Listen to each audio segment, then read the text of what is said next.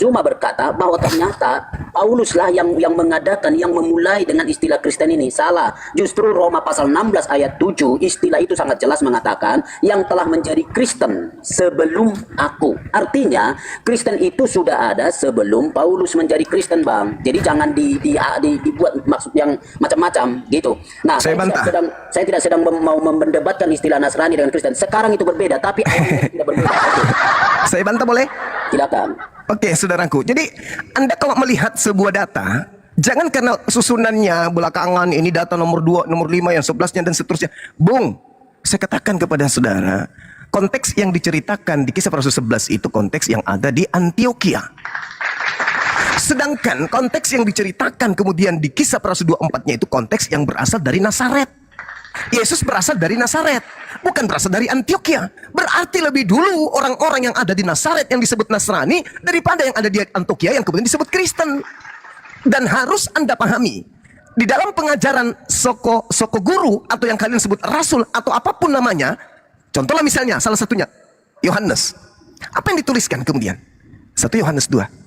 Anak-anakku, maksudnya pada waktu hari terakhir, waktu ini, seperti yang telah kamu dengar, seorang antikristus datang dan telah bangkit banyak antikristus. Itulah tandanya bahwa waktu ini adalah benar-benar waktu yang terakhir. Data selanjutnya mengatakan apa?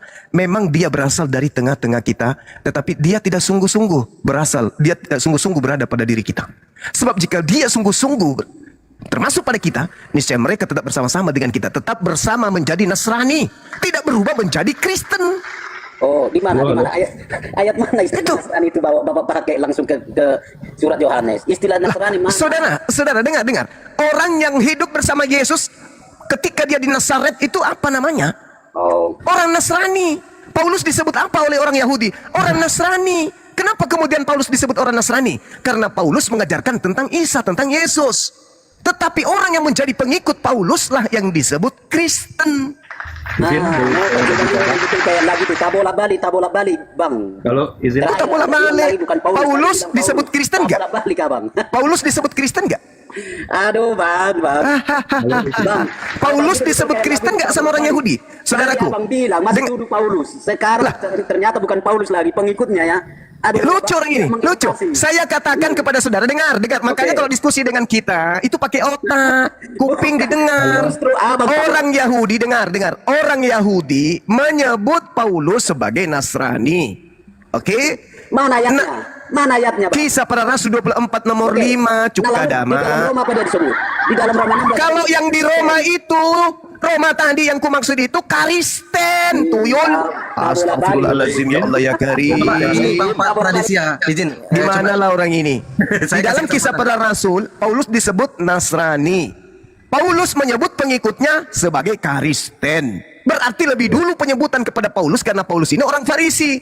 Sebagai orang Farisi, pengikut Yesus yang mengajarkan ajaran Yesus, yang membawa-bawa nama Yesus, yang seangkatan dengan Yesus disebutlah Nasrani oleh orang Yahudi.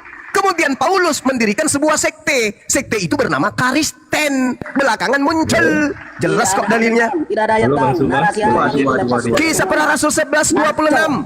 Setahun Paulus tinggal di Antioquia, kemudian murid-muridnya disebut apa? Disebut apa? Disebut Kristen atau disebut Nasrani? Aliteng.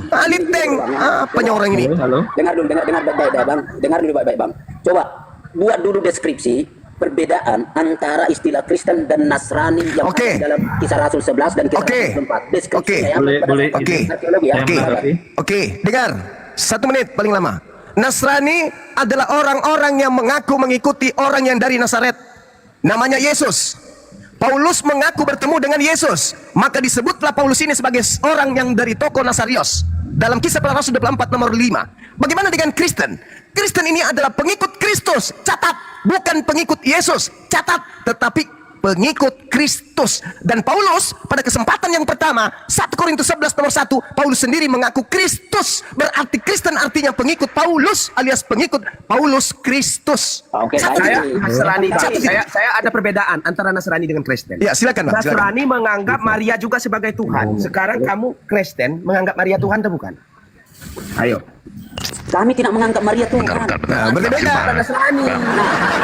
Saya bertanya, Bang. Baca ayat